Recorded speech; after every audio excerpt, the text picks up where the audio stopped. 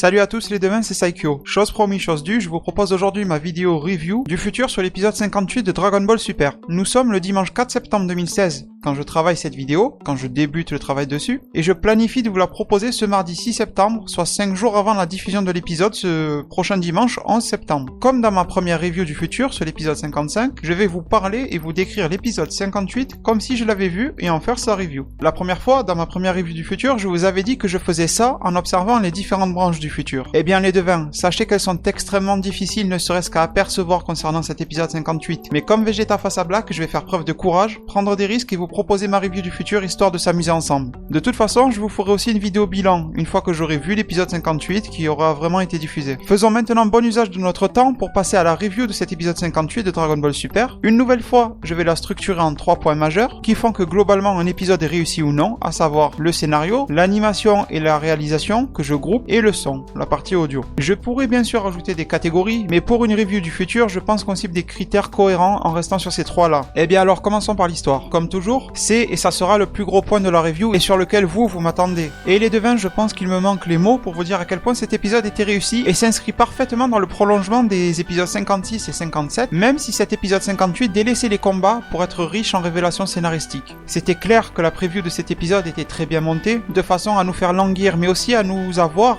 et nous faire croire des choses. Et comme je le redoutais et comme je viens de le dire, cet épisode fut très riche en révélations, mais en revanche, il a gardé le secret concernant Zamasu et Black et l'a même amplifié. Et oui, n'oubliez pas que le dimanche 18 septembre, nous n'aurons pas d'épisode, et il ne fallait donc pas s'attendre à voir tous les mystères de l'arc être révélés et faire retomber toute l'attente et tout suspense d'ici l'épisode 59, 2 semaines plus tard. L'épisode 58, lui, il a donc commencé quasiment là où il s'était arrêté dans le 57, au retour de Trunks, Goku et Vegeta à moitié morts et étalés sur le sol. Tout le monde est ultra inquiet, à commencer par Bulma, qui voit les 3 meilleurs guerriers qu'elle connaît, on va exclure Gohan par simplicité, s'être fait tabasser, et sachant que dans ces 3-là, il y a son mari, qui s'est fait trancher comme une pastèque, son fils, entre guillemets, et son meilleur ami, qui sont tous étalés par terre. Tout le reste de la bande est dans le même état psychologiquement, surtout, et même si c'est pas notifié directement à l'écran, que ça veut dire aussi que si Black revenait faire un tour dans ce monde, comme il a déjà fait avec la Time Ring, il pourrait mettre une raclée à tout le monde, bien que son voyage dans le temps sera limité et se fera réabsorber vers sa timeline. Bon, ils prennent bien sûr tous très vite un senzu, et j'ai bien aimé le clin d'œil à Multiverse, enfin, du moins la ressemblance.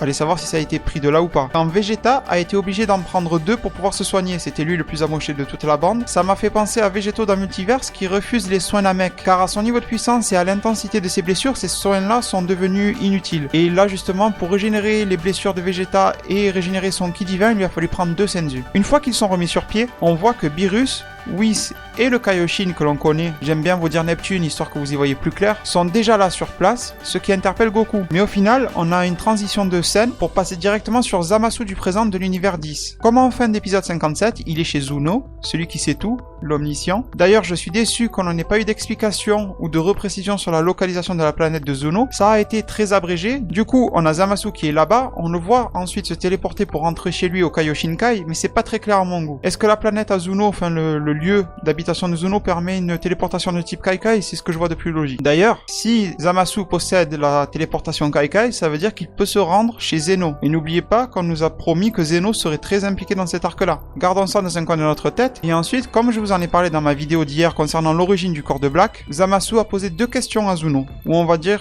3 plutôt. La première qui est dis-moi tout sur les Super Dragon Ball, la deuxième dis-moi tout sur Goku, et la troisième existe-t-il un Goku dans un monde parallèle? Ensuite, Zamasu, il menace Zuno pour obtenir ses réponses, et c'est ce que vous aviez vu dans la preview de cet épisode quand il semblait que Zamasu tranchait la gorge de Zuno. En fait, il n'en était rien, entre guillemets rien. C'est simplement Zuno qui essayait de faire la forte tête, comme on le connaît, en demandant quelque chose en échange et en accordant que très peu de réponses à Zamasu. Ce dernier a été obligé d'employer la manière forte, ce qui a fait stresser Zuno à fond, qui a tout révélé quand il a vu que Zamasu ne plaisantait pas et qu'il pourrait lui couper la tête s'il ne lui donnait pas ce qu'il voulait. Du coup, Zamasu il a même réussi à obtenir de Zuno l'emplacement des Super Dragon Ball. Voilà pourquoi il les a eu très rapidement alors que même Vados et Champa avaient galéré à les réunir. Retour sur nos héros qui discutent avec Whis et ses autres confrères dieux, et ces derniers apprennent à Goku que Zarama a été invoqué et qu'ils ne peuvent que soupçonner Zamasu de cela étant donné qu'en plus Zuno les a alertés. Goku réagit quasi immédiatement et dit qu'il sait ce que Zamasu va demander à Zarama. Goku leur annonce alors que Zamasu dans le futur était immortel, ce qui alerte Whis, et il n'y a pas vraiment d'autre moyen de le devenir mis à part les Dragon Ball. Mais Trunks, qui fait toujours preuve d'esprit et de réflexion depuis le début de cet arc, soumet l'idée que ça lui semble étrange que Zamasu actuel suit exactement exactement le même chemin que celui rencontré dans le futur. Je parle de Zamasu du futur. Étant donné que son voyage dans le temps a dû normalement briser cette lancée et changer quelque peu les événements. Et je pense qu'il a bien raison. Souvenez-vous-en, quand Trunks est arrivé la première fois dans le passé, les événements pour nos héros étaient semblables, mais en même temps très différents. Rien qu'avec la présence de C-19 et C-20, la présence de C-16, qui est en quelque sorte un cyborg pacifiste, et même C-17 et C-18 étaient très différents de leurs homologues du futur parallèle, aussi bien en termes de puissance et relativement au niveau de leurs esprits. Ils se ressemblaient beaucoup, c'est vrai, mais quand même, ils étaient un peu différents au niveau de leur mental. Je n'aurais jamais vu C-17 et C-18 du futur devenir gentils comme ils l'ont fait dans la timeline que l'on connaît. Et de toute façon, ces deux mondes, à savoir celui que l'on connaît, Goku, Vegeta, etc., et celui de Trunks du futur, semblent se différencier de plus en plus et se détacher l'un de l'autre. Ils sont de moins en moins liés, surtout que chaque voyage de Trunks va briser un petit peu plus les liens entre ces deux timelines. Une fois cette révélation faite, c'est au tour de Goku de parler, qui dit que son combat dans le futur lui a permis d'apprendre quelques petites choses. En particulier le fait que l'épée de Goku Black, bien que de forme similaire, n'est pas du tout la même attaque que celle de Zamasu.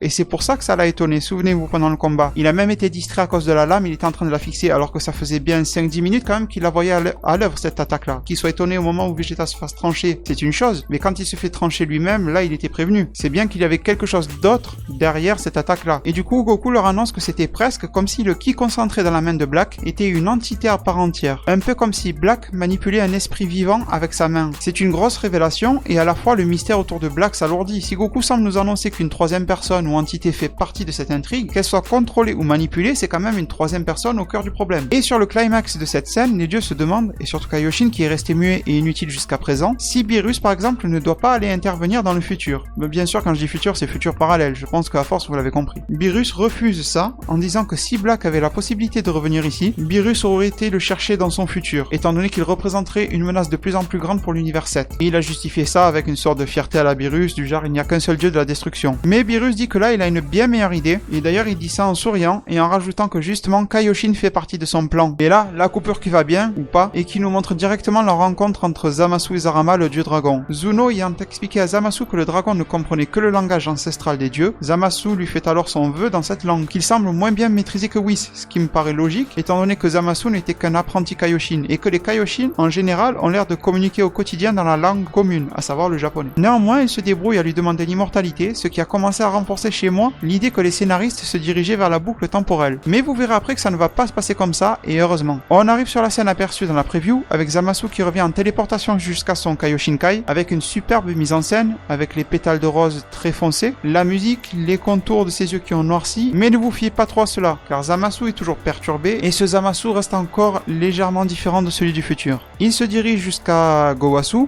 c'est la scène que l'on avait entrevue dans la preview de l'épisode, là où Zamasu justement ouvre des portes et esquisse un sourire. Le réalisateur de ce passage-là, de la preview, avait bien tenté de se jouer de nous, étant donné qu'au montage, on pouvait penser que Zamasu ouvrait des portes menant directement vers Goku, qui sur le plan suivant faisait une tête très étonnée. Mais en fait, rien à voir, ce sont deux scènes différentes. Et là, la tension est montée. Franchement, je vous le promets, elle est vraiment montée la tension. Là, vous regardez l'heure en vous disant que ça va pas tarder à être la fin de l'épisode. Et de toute façon, on a l'habitude maintenant de se faire avoir comme ça. Le meilleur arrive à la fin de l'épisode. Et là, avant que Zamasu ne commette, je parle bien sûr de Zamasu du présent, avant que Zamasu ne commette l'irréparable auprès de Gowasu, il y a Beerus, Whis, le Kaioshin, Neptune, Goku, Vegeta et Trunks qui viennent d'arriver en téléportation grâce à Kaioshin. Je vous laisse imaginer la hype à ce moment-là. C'était ça le plan dont Beerus nous parlait il y a quelques minutes. Voilà pourquoi il avait besoin de Kaioshin, c'était pour utiliser son Kaikai et arriver directement chez Zamasu. De toute façon, on voit bien sur la tête à Beerus qu'il est pas trop là pour discuter. Mais on voit aussi sur ce plan-là que Whis va réguler la situation. L'inquiétude par contre se lit très fortement sur le visage de Kaioshin, tandis que Goku, Vegeta et Trunks sont sur les nerfs. Et c'est sur le mouvement complètement stoppé de Zamasu et son visage absolument déboussolé, je vous laisse imaginer sa réaction, que l'épisode s'arrête. C'est vraiment la hype à son paroxysme en fin d'épisode, sachant en plus que l'épisode 59 ne sera diffusé que le 25 septembre, soit 2 semaines plus tard. Et enfin, après s'être déhanché sur une Yoka Yoka Dance, on nous balance la preview de l'épisode 59. Au passage, j'adore le petit extrait musical qu'ils ont choisi pour les previews de cet arc. Je ne me rappelle pas vraiment si c'était déjà ces musiques-là dans les arcs précédents, n'hésitez pas à me le dire en commentaire si vous en rappelez. Vous savez, les musiques de fond qui servent à poser l'ambiance au niveau des previews. Dans la preview de l'épisode 59, on voit un Gowasu apeuré et assis au sol tellement ses jambes n'ont pas pu le porter à cause de la forte émotion et du choc. On voit également Vegeta s'énerver, mais pas se transformer. Du genre le visage très tendu, très énervé. Ah, cet enfoiré là, je vais le défoncer. Vous voyez, ce genre d'émotion que l'on connaît de la part de Vegeta. Et surtout, on voit Beerus lancer un assaut direct sur Zamasu. On ne le voit pas porter le coup, mais on le voit prendre un bon départ pour lui en mettre une bonne. La première réaction est de se dire que le réalisateur veut encore nous duper, et vous avez bien raison. Enfin, duper Préoccuper, c'est un bien grand mot. Je veux dire surtout qu'on va se dire non, le coup va être arrêté, oui, ça va s'interposer, il va arrêter ce coup-là, etc. Mais il faut juste se dire que Zamasu a obtenu l'immortalité et que le coup de Beerus va l'impacter. On l'a vu dans l'épisode 58 que Zamasu prend les coups même de Trunks et ça l'affecte. Même s'il ne se régénère pas ou n'a aucun dégât à l'intérieur de son corps, on le voit se tordre, on le voit presque même avoir mal. Alors imaginez s'il se prend un coup de Beerus. Et je pense que ce coup-là, Beerus va le porter à Zamasu. Et maintenant, c'est quelque chose qui n'est pas montré dans la preview du 59, c'est plus l'aspect divinatoire qui prend le relais. Et pour moi, le fait que Zamasu se prenne ce coup puissant de la part de Beerus, c'est déjà pour montrer et faire comprendre à la Team Z qui vient d'arriver, Team Z plus Dieu bien sûr, que Zamasu vient de devenir immortel, mais c'est en même temps pour nous faire comprendre que Zamasu peut être maîtrisé, car Beerus est plus puissant que lui par exemple, et ce n'est pas le seul être plus puissant que Zamasu. Mais en contrepartie, ce Zamasu-là ne peut être détruit. Et c'est cette sorte d'équilibre-là, on va dire je peux te maîtriser mais je ne peux pas te tuer, qui va faire que la discussion va s'ouvrir. En pleine tension, je vous l'accorde, mais ils vont tout de même discuter alors que l'ambiance est vraiment au combat normalement. Ça va mener à une situation dont je parlais en commentaire de ma précédente vidéo avec un abonné, dans laquelle petit à petit Zamasu du présent va discuter avec la Team Z et va comprendre l'ampleur des dégâts et de la folie de son homologue futuriste. Il va comprendre que s'il continue, il va complètement foirer son rôle de dieu de la création et qu'il ne vaudra pas mieux que les mortels. Et que si l'on pousse la réflexion un peu plus loin, si un dieu se mêle de ça, des agissements de Zamasu, ça va commencer à créer des guerres entre les divinités elles-mêmes. Donc au final, la seule chose que Zamasu du présent risque de créer est la reproduction du schéma de guerre des mortels au niveau de la sphère des dieux. Donc Zamasu se rendra compte qu'il ne vaudra pas mieux que les humains dont il déteste le comportement et que la solution n'est donc pas dans ce qu'il planifiait de faire. C'est un sujet, à savoir le fait que Zamasu du présent puisse se rallier à Goku et ses amis, que je vais vous développer en vidéo, très prochainement bien sûr, encore une fois si la situation n'évolue pas trop vite au niveau des spoilers, mais il y a pas mal de choses à dire à ce niveau-là. Mon seul regret dans cet épisode, mais en même temps c'est presque normal, est que l'on aura vu Black et Zamasu dans le futur de Trunks que dans une seule scène, au cours de laquelle il continue de traquer les humains. Zamasu dit à Black que ça fera revenir la Team Z plus vite afin qu'il puisse aboutir à son utopie. Les humains ripostent comme ils peuvent et surtout se cachent du mieux qu'ils peuvent. Et Mai du futur, Mirai Mai, bien qu'inutile entre guillemets, elle reste très emblématique, un peu comme le visage de la résistance. Et c'est vrai que les plans visuellement sur elle sont très beaux, mais je la trouve un peu inutile. Bon, vous l'avez très bien compris, un épisode de folie très riche. Et maintenant, comme d'habitude, passons rapidement en revue l'aspect visuel, à savoir l'animation et la réalisation. L'animation de cet épisode était en dents de scie, c'est-à-dire que certains visuels étaient corrects et très rarement exceptionnels, comme dans l'arrivée de la Team Z et des dieux en toute fin d'épisode où la rencontre Zamasu et Zarama qui était très belle en termes d'animation et de dessin. Mais d'autres plans